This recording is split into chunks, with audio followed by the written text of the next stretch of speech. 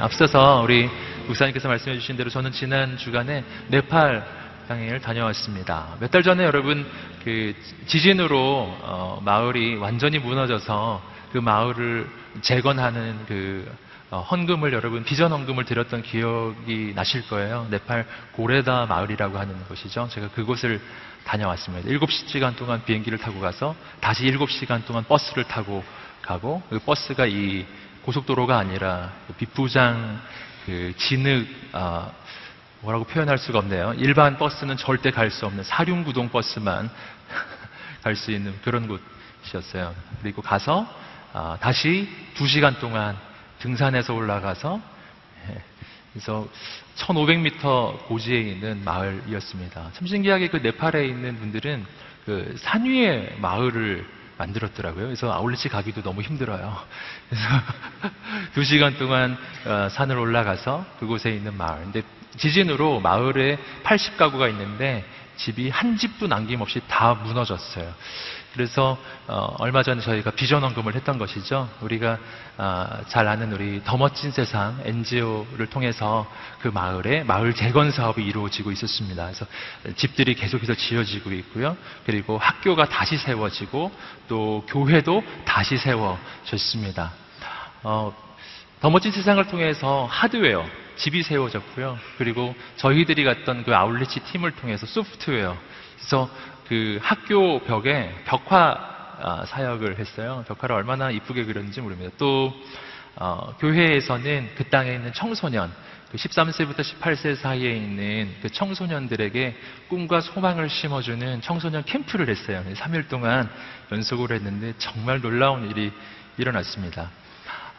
그 땅에는 그 아울렛 팀이 저희가 처음으로 간 거였어요. 첫 팀. 네팔에서도 아주 우지 지역이었거든요. 청소년들이 과연 몇 명이 올지 사실 예측이 잘 안 되는 것이에요. 저희는 예측컨대, 저희가 예측한 게 아니라 그 땅에 있는 그 선교사님이 예측한 숫자는 40명이었어요. 정말 열심히 모으면 한 50명이 올 수 있을까? 그랬어요. 근데 거기에 80명이 왔습니다. 별로 안 놀라시네. 근데 그게 그 중에서 그 아이들의 대부분이 힌두 청소년들이었죠. 당연하죠. 거기는 힌두교 나라니까요. 교회에 처음 와보는 청소년들이 정말 대부분이었는데 그들이 함께 찬양을 하고 함께 액티비티를 하고 또 마지막 날에 복음이 전해지고 또 그 가운데 예수 믿는 아이들이 나오고요. 그 아이들이 미래에 대한 꿈을 꾸고 가보면은 정말 비참하고 참 어려운 상황 속에 있는 아이들, 꿈꿀 수 없는 아이들인데요.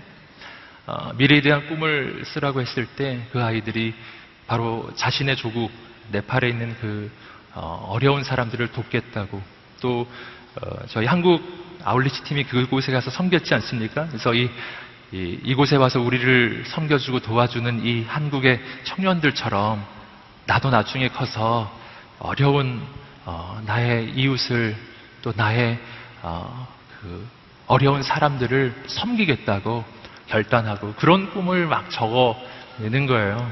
뿐만 아니라 그 가운데 예수 믿는 청소년들이 생겨나기 시작했어요. 할렐루야. 놀라운 일이 일어났습니다.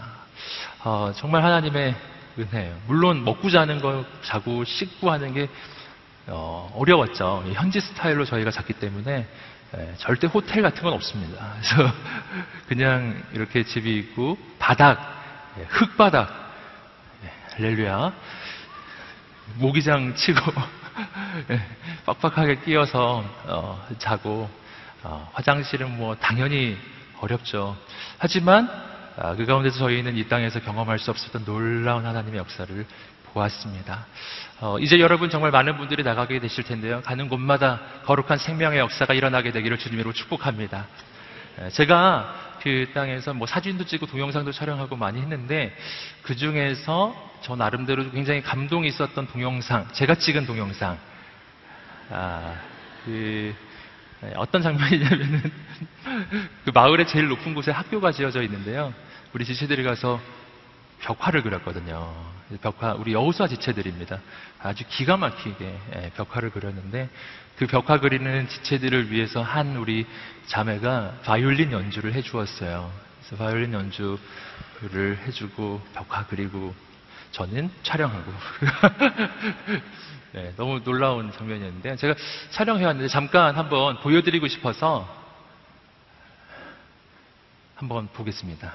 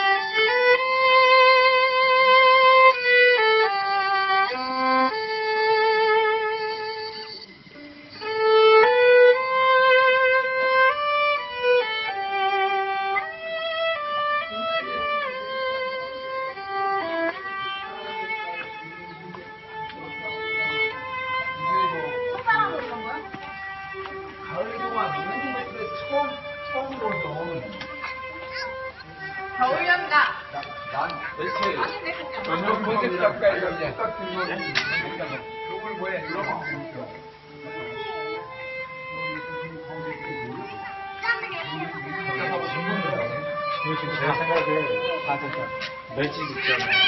남자들 다 가는 것도 까먹네. 그냥 이런 오늘 악령 까먹네.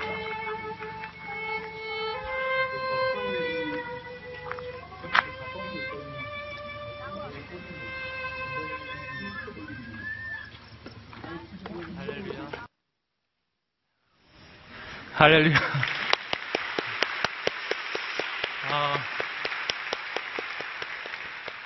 전혀 편집을 하지 않은 영상이었어요. 나름대로 뭔가 좀 뮤직비디오 같죠? 네. 네, 그 처음에 보셨던 그 건물이 새롭게 지은 학교, 초등학교 건물이었고요. 벽화가 그려지고 있는 중에 있었고, 맨 마지막에 맨 끝에 보신 그 건물은 교회 건물이었습니다. 그 교회 건물에서 80여 명의 힌두 청소년들과 함께 캠프를 했던 거죠. 놀라운 하나님의 역사가 일어난 것입니다. 이렇게 보여드린 거는요, 그냥 아울리치의 그 느낌을 한번 느껴보시라고. 1500m 고지라서 주위가 다 아래로 보입니다. 경치가 얼마나 좋은지 서울에서는 절대 볼 수 없는 거죠. 서울에서 여러분 가끔 매 보셨나요? 매라는 거는 이렇게 저 하늘 위로 보는 거죠. 이렇게 날고 있는 거 이렇게 보면 매네 이러잖아요. 저기서는 매가 어디로 보이냐면 옆으로 보입니다. 매가 옆에서 날고 있어요. 우리가 있는 마을이 1500m 고지에 있는 마을이었기 때문에 매가 저렇게 옆에서 나네. 네. 네, 할렐루야. 그래서 얼마나 놀라운 하나님의 그 감사한, 이곳에서 느낄 수 없는, 정말 서울의 일상의 삶에서 볼 수 없는 하나님의 임재를 경험하는 자리, 역사를 경험하는 자리, 아울리치 현장입니다. 자, 오늘 말씀 우리가 함께 보셔야죠. 우리 요나서의 말씀, 요나서 2장 1절부터 10절까지의 말씀인데요. 함께 기도하고 오늘 말씀 함께 나누겠습니다. 하나님, 임하여 주십시오. 말씀하여 주십시오.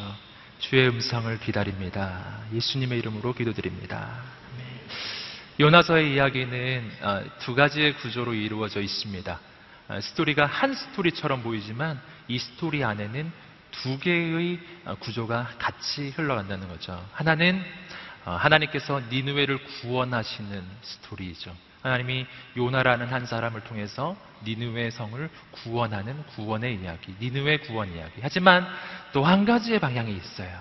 똑같은 이야기 속에서 전혀 다른 한 가지의 관점이 있습니다. 그것은 뭐냐면은 그 일을 통해서, 그 사역을 통해서 요나라고 하는 그 한 사람이 세워지는 이야기예요. 이것은 요나의 신앙적 성장 스토리라고도 할 수 있어요. 그래서 이 요나서는요, 두 가지, 니느웨 구원 스토리, 요나의 성장 스토리, 이 두 가지의 스토리가 이 이야기 전체에 계속해서 함께 가고 있습니다. 즉, 하나님은 니느웨라고 하는 성을 구원하실 그 놀라운 꿈과 계획을 가지고 계신 분이었죠. 그래서 그 니느웨를 구원하기 위해서 요나라고 하는 사람을 쓰신 것입니다. 하지만 하나님께서 요나를 대하시는 방식은 단순히 요나라고 하는 그 수단, 요나를 수단으로서만 대하시는 것이 아니라 하나님은 니느웨라고 하는 그 성을 구원하는 그 놀라운 사역을 하기 위한 수단으로서의 요나가 아니라 그 일을 이루어가는 요나도 이 일을 통해서 성장하고 새로워지고 그의 인생이 온전해지기를 바라시는 거예요. 즉, 하나님의 관심은 니느웨에 있는 사람들에게만 있지 않아요. 하나님의 관심은 그 일을 이루어가는 요나에게도 있는 것입니다. 이 부분이 우리가 하나님의 사명을 감당할 때 언제나 기억해야 할 부분입니다. 이것은 요나에게만 해당 사항이 있는 것이 아니라 모든 하나님의 역사에 쓰임받는 모든 사람에게 동일한 이야기입니다. 하나님은 하나님의 원대한 비전을 꿈꾸십니다. 하지만 그 비전을 이루어가는 그 사람도 주목하십니다. 여러분, 오늘 우리는 하나님께서 맡겨주시는 사명이 있습니다. 그럼 나는 그 사명에 쓰임받는 도구에 불과한 존재가 아니라는 것이죠. 나는 하나님의 사명을 이루어갑니다. 하지만 그 사명이 내 인생을 세워줄 것입니다. 이것이 매우 중요해요. 여러분, 요나는 니느웨 구원이라고 하는 하나님의 역사의 쓰임을 받습니다. 하지만 니느웨 구원이라고 하는 그 하나님의 역사의 쓰임을 받는 과정에서 요나는 이전과 전혀 다른 새로운 차원의 인생으로 업그레이드 되는 거예요. 요나는 본래 어떤 인생입니까? 그는 오직 이스라엘의 구원만 생각하는 국수주의자. 그의 생각은 매우 편협되어 있는 것이죠. 이스라엘에게만 한정되어 있습니다. 하지만 하나님의 관점은 그보다 넓은 관점이죠. 모든 인류, 모든 민족이 구원을 얻어야 한다라고 하는 원대한 꿈과 계획이 하나님께는 있었습니다. 그리고 하나님은 요나가 그렇게 계속해서 오직 자기 민족만 생각하고 자기 국민만 생각하는 그런 편협한 국수주의자로서 그렇게 남아있기 원하지 않으셨고, 온 우주를 향한, 온 세상을 향한 하나님의 그 꿈과 계획, 모든 민족을 향한, 한 영혼을 향한 아버지의 그 마음을 요나도 품게 되기를 바랬던 것이죠. 그래서 하나님은 요나라는 사람을 선택하셔서 그 하나님의 사명을 맡겨주신 것이었습니다. 사명을 위해 요나를 선택하신 것이지만 반대로 요나를 위해서 그 사명을 주신 것이기도 한 거예요. 우리는 사명을 위해 쓰임을 받습니다. 하지만 그 사명이 내 인생을 다시 세워줄 것입니다. 나는 내가 하나님 맡겨주신 사명을 지킨다고 생각합니다. 하지만 실은 그 반대의 역사가 더 강해요. 그 사명이 내 인생을 지켜주는 것입니다. 나는 내가 하나님의 직분을 지킨다고 생각합니다. 하지만 실은 그 반대가 더 강합니다. 그 직분이 내 인생과 신앙을 지켜주고 있는 거예요. 여러분, 그래서 오늘 우리가 때론 이런 생각을 하죠. 내가 이 사명을 떠나는 것이, 내가 이 직분을 떠나면 내 인생이 조금 더 편해지고 조금 더 나아지지 않겠는가. 내가 이 사명 때문에, 이 직분 때문에 난 너무나 지쳤고 이 사명 때문에, 이 직분 때문에 내 인생이 성장을 하지 못한다고 우리는 너무나 자주 그렇게 생각하지만 성경 전체를 보면 실은 그 반대라고 하는 것입니다. 내가 사명 때문에, 직분 때문에 소진되고 인생이 어렵다고 생각하는 그 시간 동안 바로 그 시간이 내 인생의 신앙과 인격을 새로운 차원으로 성장시키는 시간이라고 하는 사실입니다. 그래서 여러분, 하나님의 사명으로의 부르심은 절대로 거절하지 않으시기를 축복합니다. 순종하세요. 여러분, 순종하면 하나님의 역사가 일어납니다. 순종하면 새로운 일이 일어납니다. 여러분, 그 사명이 내 인생을 새롭게 만들 것입니다. 여러분, 그래서 하나님의 부르심은 언제나 내 인생을 향한 어렵고 힘든 부담이 아니라 내 인생을 향한 새로운 가능성을, 새로운 하나님의 역사를 향한 하나님의 초대라고 하는 것입니다. 여러분, 내가 그 하나님의 부르심에 순종하지 아니하면 내 인생은요, 나의 한계 속에 갇혀버리게 돼 있어요. 여러 번 말씀드렸죠. 우리의 인생은 언제나 생각하고 꿈꾸고 계획하는 것이 본 만큼 들은 만큼 내가 할 수 있는 만큼이에요. 그래서 내가 기껏 계획을 세워보았자 그 계획은 언제나 나의 한계 속에 갇혀있는 아주 편협하고 아주 한계적이고 내가 보기에는 대단한 계획처럼 보이지만 그러나 실은 하나님께서 내게 부여해 주신 그 가능성 가운데 아주 작은 것만을 포함하고 있는, 우리는 그런 계획을 세우고 그런 일을 하고 있고 그 정도 선에서 인생을 만족하며 살고 있다는 겁니다. 여러분, 한계는 언제 깨어질까요? 내가 어떻게 내 인생의 한계를 깰 수 있을까요? 여러분, 내 힘으로는 할 수 없어요. 내 생각으로도 할 수 없습니다. 내 능력으로는 할 수 없습니다. 왠지 아세요? 본 적이 없기 때문에. 그 한계를 넘어서 본 적이 있어야 그 한계 너머를 향해 도전을 할 수가 있는데 그 한계 너머를 내가 본 적이 없어요. 그 한계 너머를 내가 생각해 볼 수도 없는 것입니다. 그러므로 여러분, 하나님 바깥에서 내가 아무리 애를 써도 그냥 거기에 갇혀버리는 거예요. 요나처럼. 여러분, 그러나 언제 내 인생의 한계는 무너지는가? 그것은 내 인생을 지으셨을 뿐만 아니라 온 우주의 주관자이실 뿐만 아니라 역사의 주관자가 되시는 하나님, 나처럼 내가 있는 이 작은 영역 속에서 이 좁디 좁은 곳만 바라보는 것이 아니라 저 하늘 위에서 전체를 보시는 분, 그분이 내게 들려주시는 그 말씀을 붙잡아야 내 인생에는 한계가 깨어지는 것입니다. 여러분, 우리 젊은 날에 그런 일이 일어나야 합니다. 여러분, 젊은 날에 한계가 무너지는 경험은요, 해볼수록 좋은 거예요. 여러분, 벌써부터 내 인생은 이건 안 돼, 저건 안 돼, 이건 내가 절대로 못하는 거야. 여러분, 그 한계를 긋는 순간 내 인생의 가능성은 멈춰버리는 겁니다. 여러분, 하나님의 음성을 들으시기를 주님의 이름으로 축복합니다. 여러분, 용기를 내시기를 주님의 이름으로 축복합니다. 주님의 부르심에 응답하면서 도전해 보시기를 주님의 이름으로 축복합니다. 하나님의 역사가 일어날 것입니다. 새로운 일이 일어날 것입니다. 예전에 제가 청년 시절에 이 여호수아 청년부였다고 제가 말씀드렸죠. 이게 1999년 이때 시절이니까 그때도 여호수아 청년부라고 있었습니다.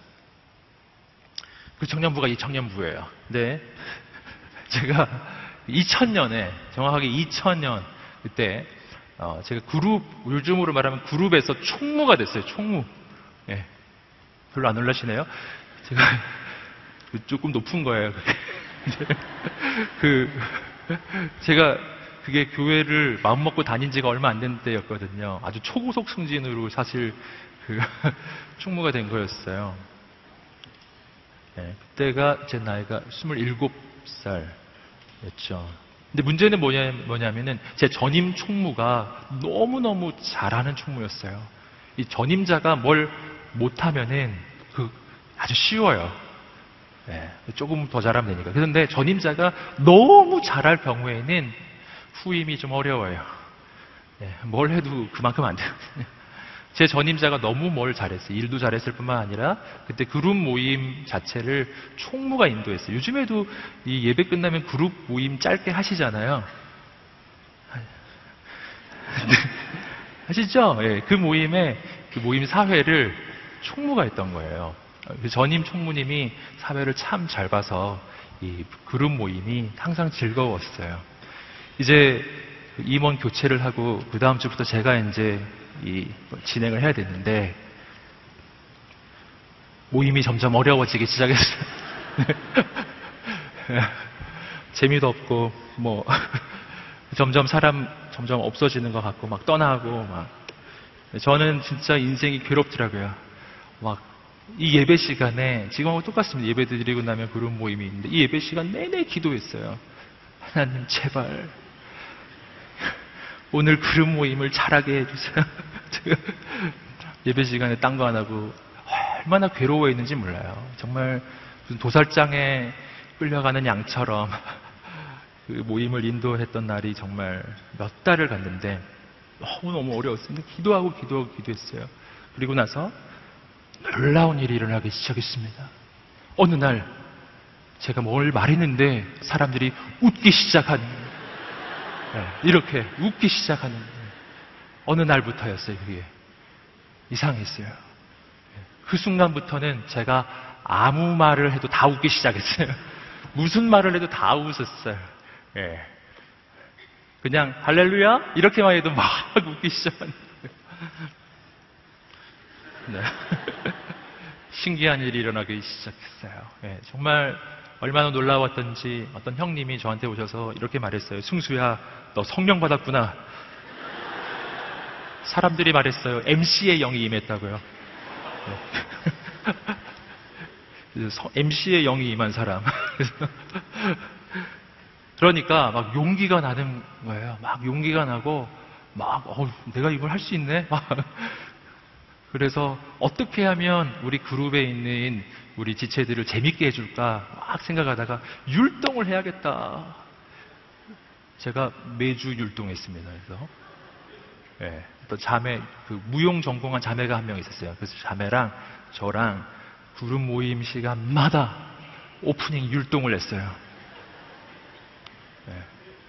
어떤 율동이냐면 창작 율동 했습니다. 우리는 기존에 있는 걸 하지 않았어요. 동영상 보고 안 배웠다고요. 우린 둘이서 율동을 만들었어요. 오 주님, 할렐루야.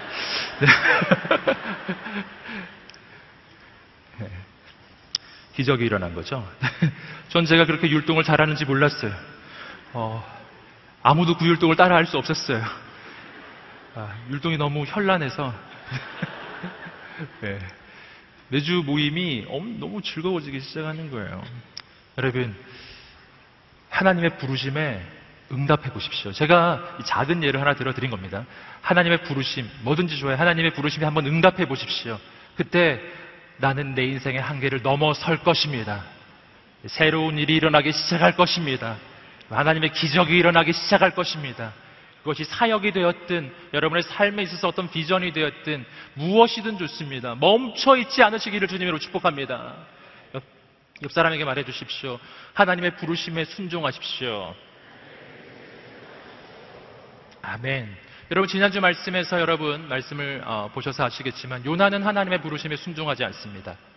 니느웨라고 하는 곳을 향한 부르심은 도저히 순종할 수가 없는 거죠. 그의 세계관 속에서는, 그가 가지고 있는 관점 속에서는 니느웨는 절대로 가면 안 되는 곳이에요. 니느웨는 그 당시 이스라엘 민족을 그렇게 압제하고 괴롭히는 아수르의 수도잖아요. 어떻게 갑니까? 여러분, 그런데 하나님의 마음은 거기도 구원을 받아야 된다는 것이었는데 이 요나는 그 마음이 없는 거예요. 그래서 불순종합니다. 다시스를 향해 갑니다. 배를 타고 떠나버렸어요. 여러분, 그리고 그 배는 풍랑을 만납니다. 자, 이 부분에서 아주 중요한 한 가지 포인트를 여러분 생각해 볼 수 있습니다. 그것은 뭐냐면 그 풍랑은 어떤 의미였을까 하는 거예요. 여러분, 배가 풍랑 속에 있죠? 이 풍랑은 무슨 뜻일까요? 여러분, 그 풍랑의 의미는 결코 이런 뜻은 아니에요. 요나, 너 불순종했으니까 한번 죽어라. 하나님이 지금 요나 죽이려는 겁니까? 아니잖아요. 그게 아니라는 걸 우리는 요나서 전체를 통해서 알고 있죠. 풍랑은 요나를 향한 하나님의 심판이 아니에요. 이걸부터 첫 번째 기억할 것입니다. 여러분, 풍랑은 하나님의 심판이 아니에요. 다만 요나 혼자 그렇게 생각한 거죠. 이건 하나님의 심판이구나. 난 죽었어. 이렇게 요나는 생각했기 때문에 바다에 그냥 뛰어들어 버린 것이죠. 여러분, 그러나 그것은 하나님의 심판의 메시지가 아니고 이것은 하나님께서 요나에게 어떤 한 메시지를 주시는 것이었는데 그 메시지는 돌아오라는 메시지였어요. 요나야, 돌아와라. 그 길은 너가 갈 길이 아니다. 돌아와라. 여러분, 인생에서 여러분 일어나는 그 일들을 하나님의 관점으로 바르게 볼 필요가 있습니다. 우리는 얼마나 자주 내 인생에 어떤 어려움만 조금 닥치면 이건 하나님의 심판이야 이렇게 생각하는지 몰라요. 난 하나님한테 벌을 받는 거야 이렇게 생각하는지 몰라요. 그리고 나서 그냥 계속 벌을 받는 거죠. 계속 벌을 받는. 여러분, 아니라니까요. 여러분, 히브리서 11장 6절의 말씀은 이렇게 이야기해요. 하나님께 나아가는 자는 반드시 그가 계신 것과 그를 찾는 이들에게 상 주시는 이심을 믿어야 할지니라. 뭘 믿는다고요? 하나님은 상 주시는 이심을 믿어야 할지니라. 하나님 벌 주시는 분 아니라 상 주시는 분이세요. 여러분, 하나님 내게 주시는 건 다 좋은 거라니까요. 모든 것은 합력해서 선이 되는 것입니다. 하나님의 사람의 인생은 다 그런 거예요. 여러분, 내가 하나님의 사람인데 내 인생에 풍랑이 치고 있어요. 이건 너 죽으라는 메시지가 아니에요. 이것은 하나님께서 내게 들려주시고 싶은 어떤 메시지가 있는 거예요. 그 메시지는 대부분 이런 메시지입니다. 돌아와라. 지금 가는 그 길에서 돌아와라. 돌아와라. 그 길이 아니야.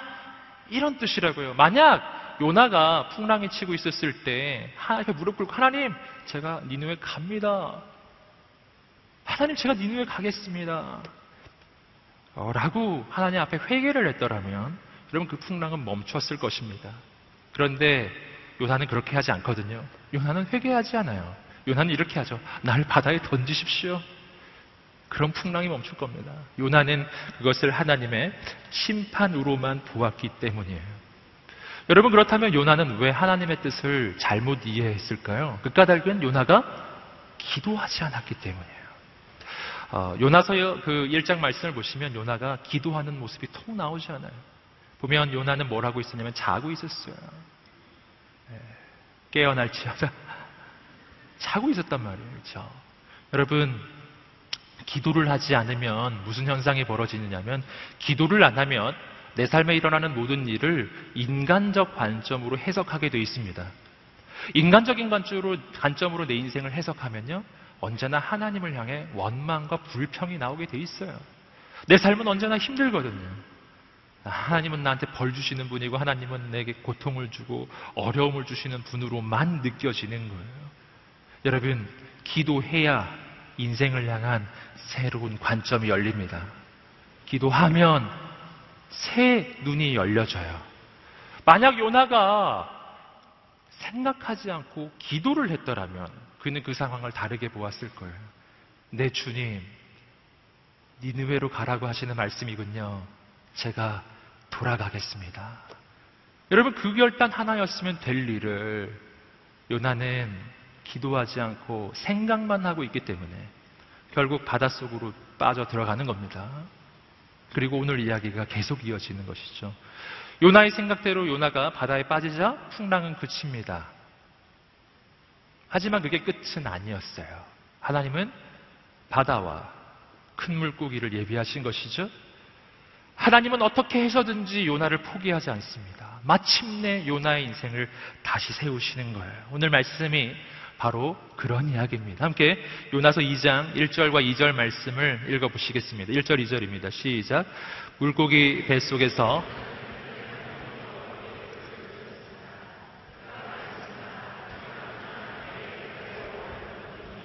주께서 내게 대답하셨습니다.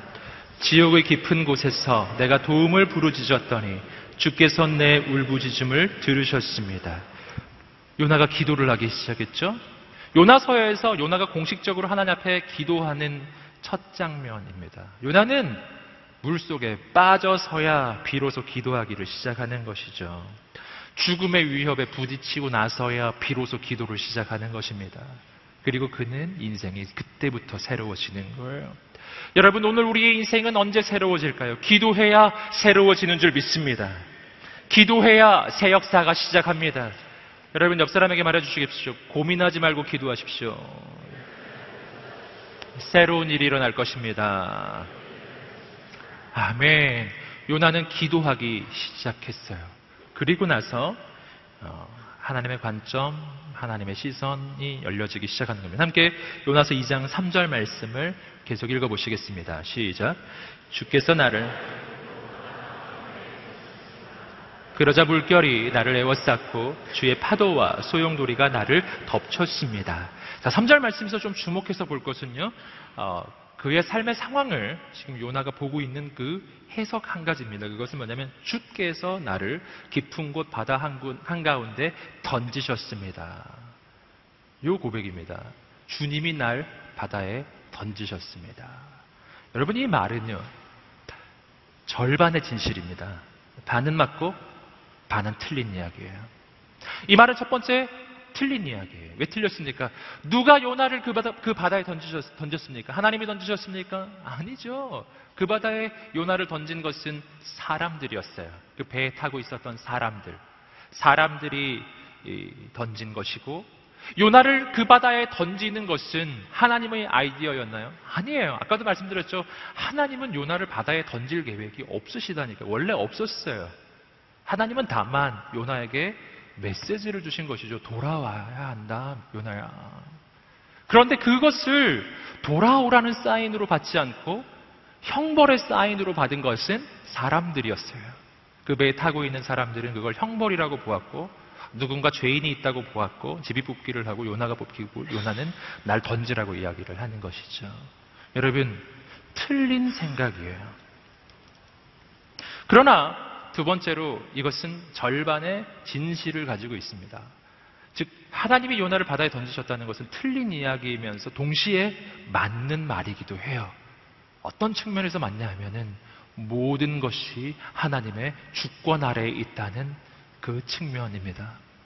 비록 인간들이 하나님의 뜻을 잘못 이해하고 요나는 하나님의 생각을 잘못 알아서 바다에 던져진 것이었지만, 그러나 그것조차도 하나님의 주권에서 벗어나진 않았어요.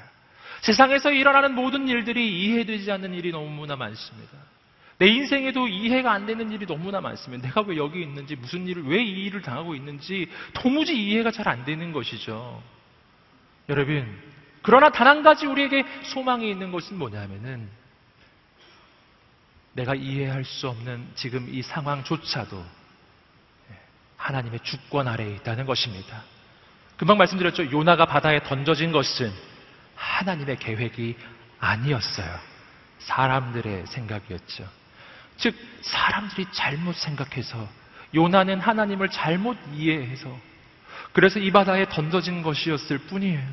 하지만 인간은 실수했지만, 인간은 하나님을 잘못 이해했고, 인간은 하나님의 뜻을 잘못 해석해서 잘못된 조치를 취했고, 그래서 요나가 바다에 빠진 거예요. 하나님이 요나를 바다에 빠뜨린 거 아닙니다. 이거 꼭 기억하셔야 해요. 하나님이 하신 게 아니라니까요. 근데 사람의 실수조차도 하나님의 주권에선 벗어나 있는 거예요. 아니기 때문에, 거기에도 하나님의 주권은 있기 때문에 소망이 있는 겁니다. 하나님은 인간의 실수를 역전시켜 주시는 분이세요. 하나님은 인간의 잘못된 선택을 뒤집어 주시는 분이세요. 요나는 하나님을 잘못 이해해서 물에 빠져 있습니다. 하지만 그 상황조차도 하나님은 놀랍게 인도하시는 거예요. 아주 놀라운 일이 일어나기 시작합니다. 여러분, 소망을 품으시기를 주님으로 축복합니다. 내가 어디에 있어도, 어떤 일을 당해도 하나님은 당신의 인생을 지금도 붙잡고 계시니까요. 계속해서 4절 말씀을 읽어보시겠습니다. 시작. 내가 말했습니다. 주의 눈앞에서 쫓겨났지만 그럴지라도 나는 주의 거룩한 성전을 다시 바라보겠습니다. 자, 요나의 관점입니다. 계속해서 요나가 기도하고 있죠. 자, 기도를 할 때 요나가 지금 그 물고기 뱃속에서 기도하고 있는 내용이라는 것을 꼭 기억하세요. 근데 여기서 그 요나가 물고기 뱃속에 들어오기까지의 과정이 있습니다. 이 과정이 조금 여러분 머릿속에 그려보셔야 되는데요. 요나가 배에서 던져지는 순간 큰 물고기가 삼켜버린 게 아니에요. 낼름 이렇게. 그게 아니에요. 아니란 말이에요. 어떤 상황이냐면 요나가 바다에 던져졌어요. 그리고 바닷속에 빠져들어갔어요. 오늘 말씀은 그런 걸 다 이야기해주고 있습니다. 물속으로 깊이 빠져들어갔어요. 거의 죽을 지경이 됐을 때 물고기가 와서 이 요나를 삼킨 겁니다. 그래서 그 물고기 뱃속에 들어가서 요나가 물속에 빠진 순간부터 물고기 뱃속에 들어오는 그 순간까지의 이야기를 오늘 기도를 통해서 지금 하고 있는 겁니다. 자, 보시면 지옥의 깊은 곳 이렇게 지금 이야기하고 있죠. 이것이 바닷속 깊이를 얘기하는 거예요. 그리고 오늘 말씀 금방 보셨던 것처럼 3절 말씀 보시면 나를 깊은 곳 바다 한가운데 던지셨고 물결이 나를 에워싸고 그리고 파도가 소용돌이가 나를 덮쳤다고 바닷속에 계속 빠져들어가는 장면이고요. 4절 말씀도 마찬가지입니다. 내가 주의 눈앞에서 쫓겨났지만 계속 바닷속으로 빠져들어가고 있는 장면이에요. 이것이 6절까지 계속돼요. 6절이 돼서야 비로소 물고기가 이 요나를 삼키는 겁니다. 아직은 물속에 지금 빠져들어가고 있는 상황이에요.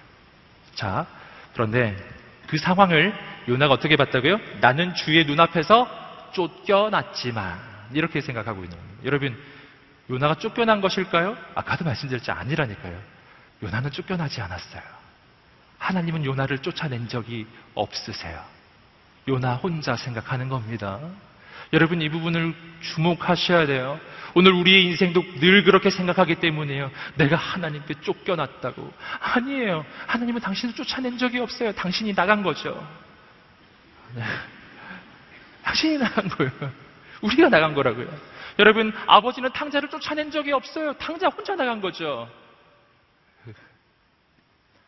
늘 그렇다고요. 여러분, 하나님이 언제 요나 쫓아냈습니까? 요나에게 사명 주신 것이죠. 요나 혼자 바다에 뛰어든 것이죠. 누가 바다에 뛰어들라고 했나요? 다시 니느웨로 가라 그랬지. 하나님이 하신 일이 아닌데 요나는 자꾸 하나님이 날 버렸다고 자꾸 생각해요. 잘못된 생각, 잘못된 관점. 다시 한번 격려합니다. 이 일이 요나만의 일이 아니기 때문에 또 말씀드립니다. 하나님은 날 버리지 않았어요. 하나님은 당신을 버린 적이 없습니다. 그냥 혼자 그렇게 생각하고 있을 뿐이에요.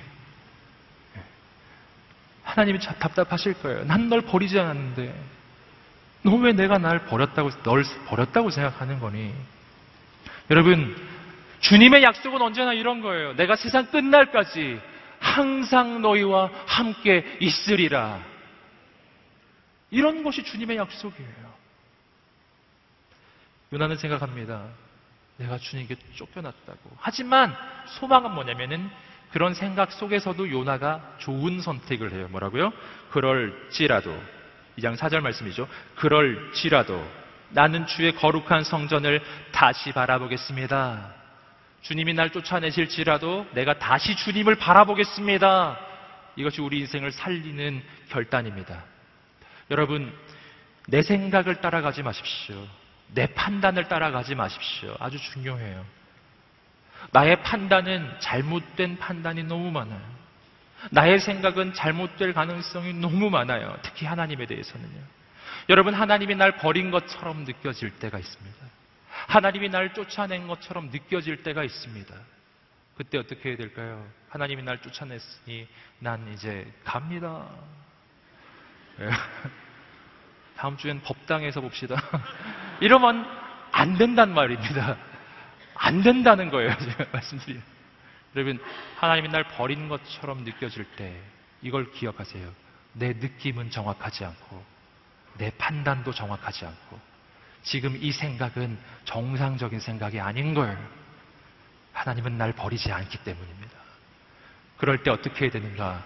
요나처럼 하는 거죠. 그럴지라도 함께 외쳐보겠습니다. 그럴지라도. 아멘. 그럴지라도 나는 주의 성전을 다시 바라보겠습니다. 난 내 느낌을 믿지 않습니다. 나는 내 판단을 믿지 않습니다. 나는 내 생각을 믿지 않습니다. 난 하나님의 약속을 믿겠습니다. 내 느낌에는 하나님이 날 떠난 것 같은 느낌이 들어요. 내 느낌에는 하나님이 날 버린 것처럼 느껴져요. 하지만 하나님은 이렇게 약속하셨잖아요. 두려워하지 말라. 내가 너와 함께 함이니라. 놀라지 말라. 나는 너의 하나님이 됨이니라. 내가 너와 함께하리라. 내가 너를 붙들리라. 내가 나의 의로운 오른손으로 너를 붙들리라. 이것이 약속이에요. 약속. 내 느낌에는 하나님이 날 떠난 것처럼 느껴지고 내 느낌에는 하나님이 나를 버린 것처럼 느껴질지라도 하나님, 나는 나의 느낌을 믿지 않고 하나님의 약속을 믿겠습니다. 주님, 난 다시 주님을 바라보겠습니다. 함께 외쳐보겠습니다. 나는 나의 느낌을 믿지 않고 나의 판단을 믿지 않고 하나님의 약속을 믿겠습니다. 아멘. 담대하게 일어나시기를 주님으로 축복합니다. 하나님은 당신을 버리지 않으셨으니까요. 함께 계속해서 5절과 6절 말씀을 읽어보시겠습니다. 시작. 물이 내 영혼을 애워쌌고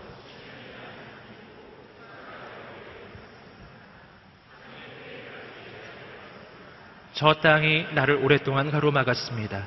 그러나 내 하나님 여호와여, 주께서 내 목숨을 구덩이에서 건져 올리셨습니다. 그렇죠? 여러분, 자 보시면 내가 주의 거룩한 성전을 다시 바라보겠습니다 라는 이 고백은 4절 말씀에서 나왔지 않습니까? 하지만 하나님의 구원의 이야기는 6절 끝에 나오죠. 주께서 내 목숨을 구덩이에서 건져 올리셨습니다. 6절에 나오고 있어요.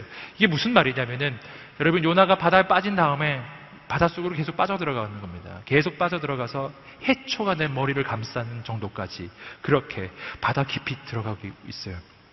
죽을 지경이 된 거죠. 산의 뿌리까지 내려갔다고 지금 돼 있죠. 산의 뿌리, 바다까지 내려간 겁니다. 구덩이까지 내려가요. 바닷속 깊은 구덩이까지 이 요나가 떨어지고 있는 겁니다.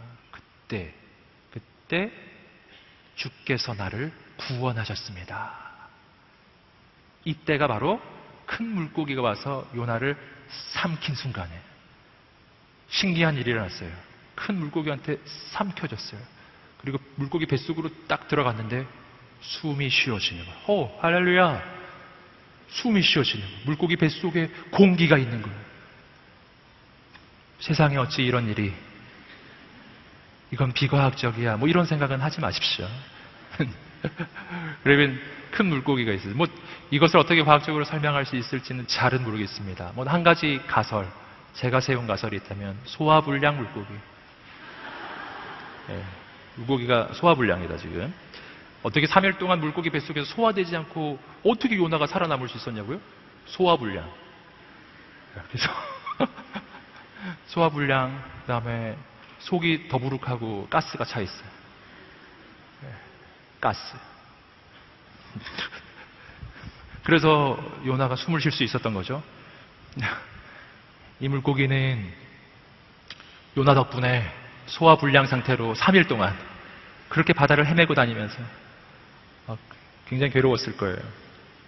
그래서 빨리 순종하지 않으면 주위에 물고기까지 괴롭힌다. 빨리 순종해야 합니다, 여러분. 여러분, 깊이 바다까지 떨어집니다. 언제 구원이 온다고요? 바다까지 떨어졌을 때, 산의 뿌리까지 떨어졌을 때. 구원은 내 인생이 그냥 어느 정도 떨어졌을 때가 그때 오는 게 아닙니다. 바닥에 떨어졌을 때 오는 걸. 하나님의 역사는 내 인생이 바닥에 떨어졌을 때 시작하는 겁니다.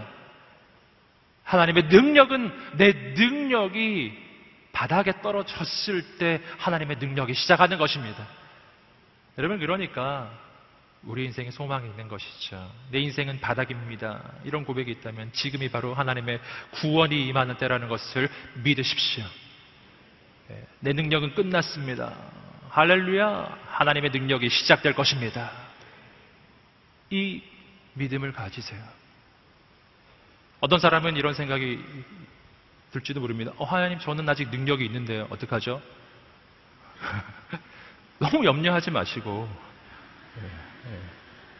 하나님, 제 인생은 바닥에 떨어진 게 아니라 지금 잘 나가고 있는데 어떡하죠? 아닙니다. 괜찮아요. 마음의 문제예요. 보통 인간들은 진짜 인생이 바닥에 떨어지고 바닷속 깊숙이 들어가야 그때 돼서야 하나님 의지하거든요. 그래서 바닥에 떨어질 때 하나님의 역사가 일어나는 겁니다. 그러니까 언제부터 하나님을 의지하냐면은 지금 아직 괜찮을 때, 지금 내 인생은 바닥이 아닐 때, 지금 내 능력이 아직 있다고 느껴질 때, 그때 어떻게 고백하셔야 되냐면, 하나님, 난 아직 능력도 있고 아직 인생이 바닥에 떨어진 건 아니지만, 하지만 하나님, 난 하나님이 없이는 살 수 없습니다. 내 인생에는 하나님의 능력이 없이는 아무것도 할 수 없습니다. 그리고 지금 하나님 앞에 무릎을 꿇으면 바로 지금부터 하나님의 역사는 시작할 것입니다. 할렐루야. 오늘 요나의 인생은 바닥에 떨어졌습니다. 그때 구원이 임하는 거예요. 그러므로 우리의 기도가 어느 순간에도 멈출 수 없는 겁니다. 어떤 사람은 능력이 다하고 가능성이 다하면 기도도 끝나는 사람이 있어요. 아닙니다. 여러분, 그때 기도하셔야 합니다. 바로 그때. 내가 끝이라고 생각하는 순간에, 이젠 더 이상 소망이 없다고 생각하는 그 순간까지, 여러분, 바다 깊이 떨어진 그 순간에도 기도하면 내가 생각할 수 없는 일이 일어나요. 큰 물고기가 와서 나를 삼켜요. 근데 신기하게 살아나는 겁니다. 계속해서 요나서 2장 7절부터 9절까지 말씀을 읽어보시겠습니다. 시작.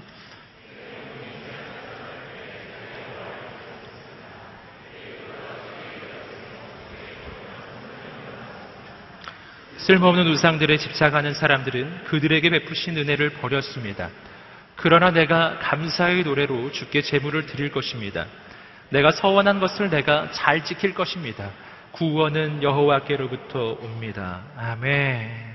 이제 6절 끝에 물고기가 삼킨 거고요. 7절부터의 기도는 물고기에게 삼켜진 후, 그 후에 하나님께 계속해서 드려지는 고백의 내용입니다. 내 영혼이 쇠약해져 갈 때 내가 여호와를 기억합니다.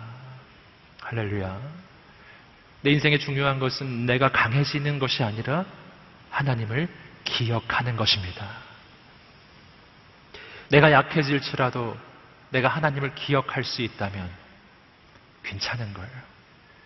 하지만 내가 강할지라도 내가 하나님을 기억하지 못한다면 그것은 내 인생의 저주라는 것이죠. 요나는 하나님을 기억합니다. 그리고 말합니다. 내가 감사의 노래로 주께 제물을 드릴 것입니다. 감사 고백이 나오기 시작했어요. 여러분, 이 부분이 아주 중요합니다. 요나는 지금 어디에 있나요? 아직 물고기 뱃속에 있죠? 아직 살아난 게 아니에요. 다만 한 가지 일이 있었습니다. 물속에서 거의 익사 직전이었어요. 죽기 직전, 막 정신을 잃어버리는 그 직전에 물고기가 딱 삼켰는데 숨이 쉬어지는 거예요. 숨이 쉬어지는 거예요. 아, 살았구나.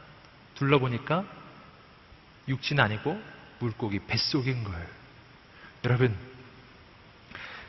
그때 요나가 감사한 겁니다. 그때. 이 감사 나올 수 있을까요? 네. 자, 여기서 우리가 어떻게 해야 감사할 수 있는지를 알게 되는 것이죠. 여러분, 감사의 조건은 뭘까요? 여러분, 감사의 조건은 내 인생의 모든 문제가 완전히 해결되는 것이 아니에요. 그게 아니란 말이죠. 오늘 요나는 문제가 완전히 해결되었습니까?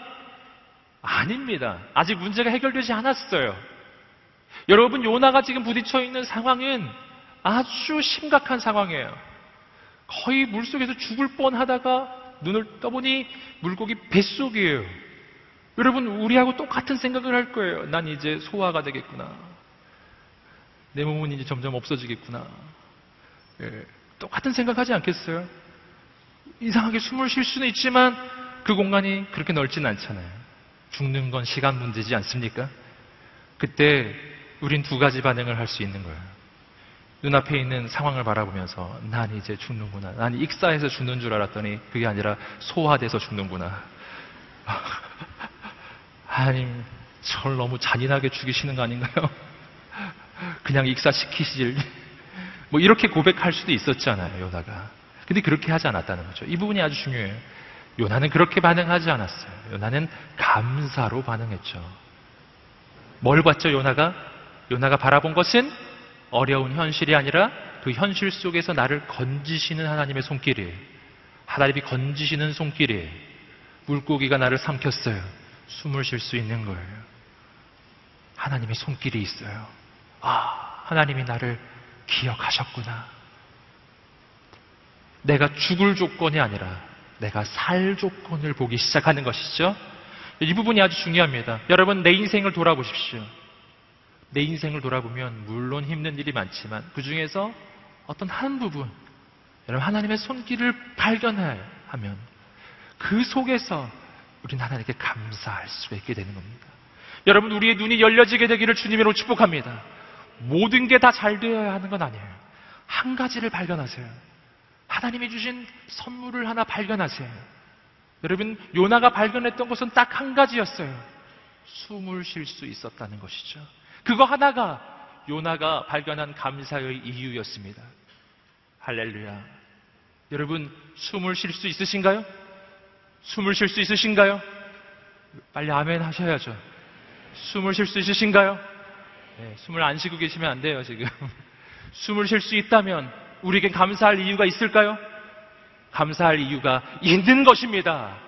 요나에게 있었던 건 그것 하나뿐이니까요. 여러분, 그리고 거기서부터 하나님의 역사는 시작하는 겁니다.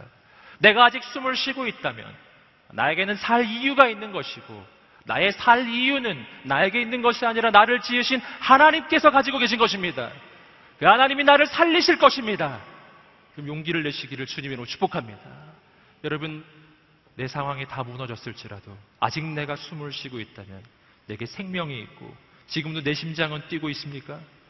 그렇다면 당신을 향한 하나님의 계획은 지금도 진행 중인 거예요. 할렐루야. 하나님의 놀라운 일이 일어날 것입니다. 요나는 감사합니다. 그리고 말합니다. 구원은 여호와께로부터 오는 것입니다. 내가 서원한 것을 갚겠습니다. 요나의 서원한 내용이 여기 구체적으로 언급되지 않지만 이후에 펼쳐지는 상황을 보면 요나가 이 기도를 했던 것 같아요. 하나님, 저를 살려주시면 제가 니느웨로 가겠습니다. 여러분, 회개란 한탄만 하는 것이 아닙니다. 회개란 돌이키는 것입니다. 하나님의 말씀에 순종하기로 결정하는 것입니다. 여러분, 오늘 우리 인생에 진짜 회개가 시작되기를 주님으로 축복합니다. 하나님께서 놀라운 일을 이루어 가실 것입니다. 새 역사를 이루어 가실 것입니다. 눈이 열리게 되기를 간절히 소망합니다. 내가 숨을 쉬고 있다면 그 숨을 쉬고 있다는 그 사실 속에서 하나님의 손길을 보게 되기를 축복합니다. 마지막으로 10절 말씀을 읽어보시겠습니다. 시작. 그러자 여호와께서 물고기는 요나를 땅으로 토해냈습니다. 아멘. 물고기는 땅으로 요나를 토해냅니다. 그리고 요나는 일어나서 니느웨를 향해 가는 것이죠. 하나님의 역사는 이루어집니다. 니느웨는 요나는 죽으려고 했지만 죽을 수 없었어요. 하나님이 그를 살리셨어요. 왜냐하면 하나님은 니느웨에만 관심이 있는 게 아니고 요나에게도 관심이 있기 때문이에요. 만약 하나님이 니느웨에만 관심이 있었다면요, 하나님은 다른 사람을 찾았을 거예요. 요나, 네가 싫다고? 딴 사람 찾겠다. 딴 사람 찾았겠죠. 그러나 하나님은 그렇게 하지 않으신 거예요. 왜냐하면 요나, 그의 인생이 세워져야 하기 때문입니다. 참 감사하지 않으세요? 내가 거절하면 하나님이 그냥 버려버리시고, 내가 불순종하면 하나님이 그냥 나를 포기해버리셨다면 내 인생은 벌써 죽었을 것입니다. 내 인생은 벌써 끝나버렸을 거예요. 그런데 하나님이 감사하게도 내가 거절해도 계속 나를 추적하시고, 내가 불순종해도 계속 나를 추적하세요. 절대 나를 버리지 않아요. 끝까지 내 인생을 다시 세워주시고 다시 세워주시는 거예요. 여러분, 마침내 요나는 다시 세워져서 니느웨를 향해 가는 거예요. 자, 여기서 우리는 아주 중요한 사실을 알게 돼요. 우리는 하나님의 사명을 이룰 것이라는 말입니다. 내가 하는 것이 아니라 하나님께서 하실 것입니다. 우리의 길은 두 가지 있어요. 하나는 하나님이 가라 하실 때 순종하고 그냥 가든지, 아니면 물속에 한번 빠지고 그 다음에 물고기 뱃속에도 한번 들어갔다가 거기서 아주 죽도록 고생하다가 가든지, 그냥 가든지 물고기 뱃속에 들어갔다 가든지 둘 중에 하나예요. 그냥 가시기를 축복합니다. 더 놀라운 일이 일어날 것입니다. 둘러보세요. 우리 주위에는 딱 두 종류의 사람뿐이에요. 그냥 가는 사람과 물고기 뱃속에 들어갔다 가는 사람. 둘 중에 하나뿐이에요. 안 갈 사람은 없어요.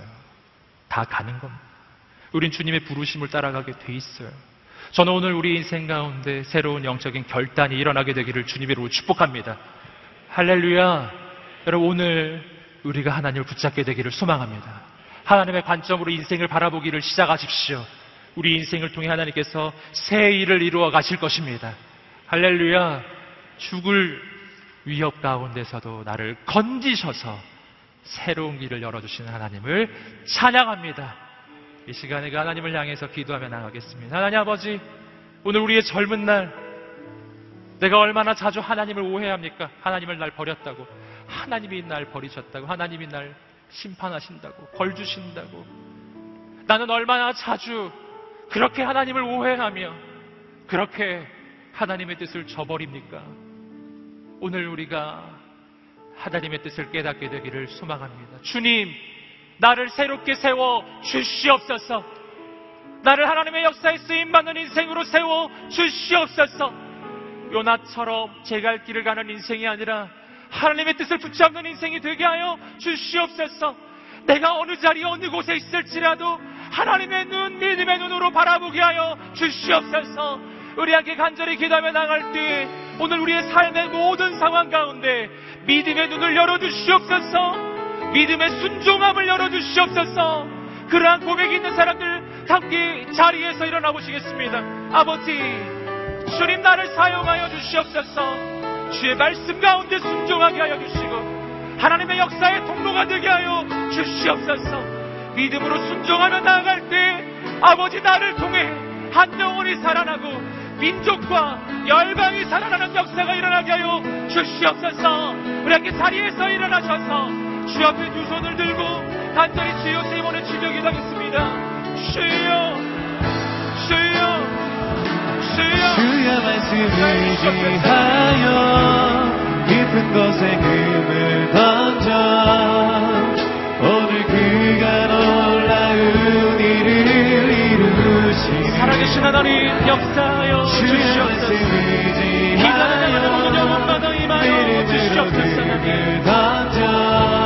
성령님, 자에게 성령님, 해가여 주시옵소서. 그대를 내려주시옵소서. 기름 부어 주시옵소서. 역사하여 주시옵소서. 하나님, 신실하신 하나님 붙잡아 주시옵소서. 믿는 자에게 믿지 아버지, 우리의 눈을 열어주시옵소서. 우리의 관점을 열어주시옵소서. 하나님의 새 일을 이루어 주시옵소서. 아버지, 그가 놀라운 일을 이루시는 주의 말씀을 의지하여 믿음으로 금을 던져 믿는 자에게 믿지 못함 없네. 임하소서. 주의 아버지 하신 주 찬양해. 하나님의 역사를 이루어 주시옵소서. 하신 주 주시옵소서. 아버지, 모두 알게 되리라. 하나님의 놀라운 일을 이루어 주시옵소서. 하나님의 놀라운 은혜를 베풀어 주시옵소서. 아버지, 주님, 위대하신 주님, 주시옵소서. 찬양해. 은혜를 내려 주시옵소서. 역사하여 주시옵소서. 하나님의 은혜를 내려 주시옵소서. 위대하신 주님, 위대하신 아버지, 하신 주 찬양해. 하신 주 모두 알게 되리라.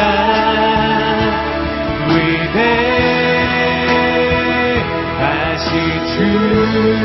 살아계신 하나님, 오늘 우리 예배 가운데 임하여 주시옵소서. 두려워 말라, 내가 너와 함께함이니라.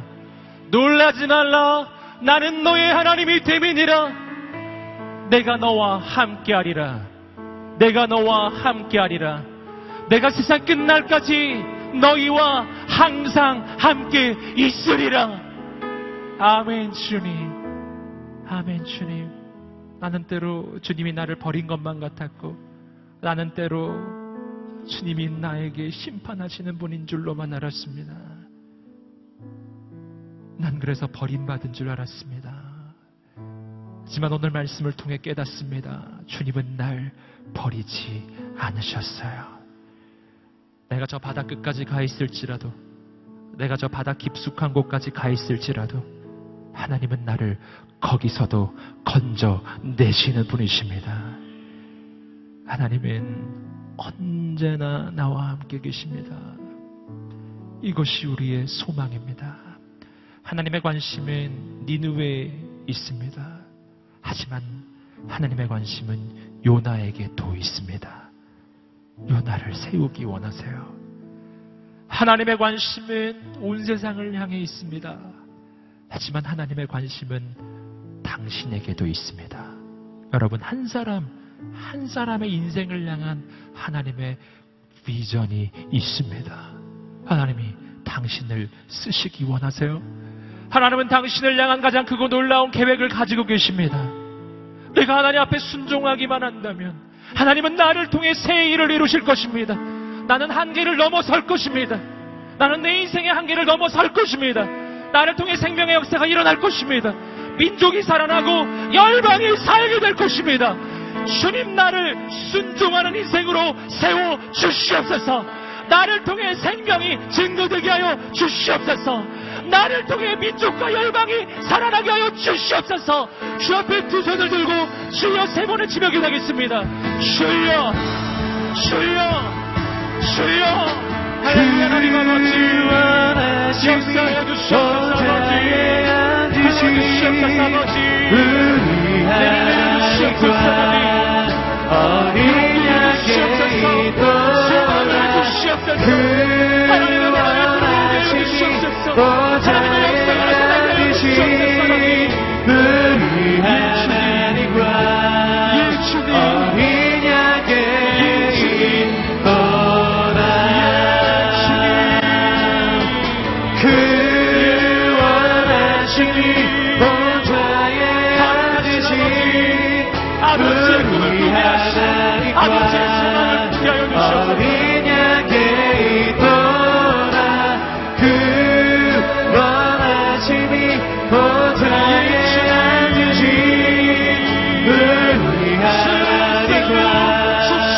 어린 양의 돌아 그 원하신 보좌에 앉으신 우리 하나님과 어린 양의 돌아 그 원하심이 보좌에 앉으신 우리 하나님과 어린 양의 돌아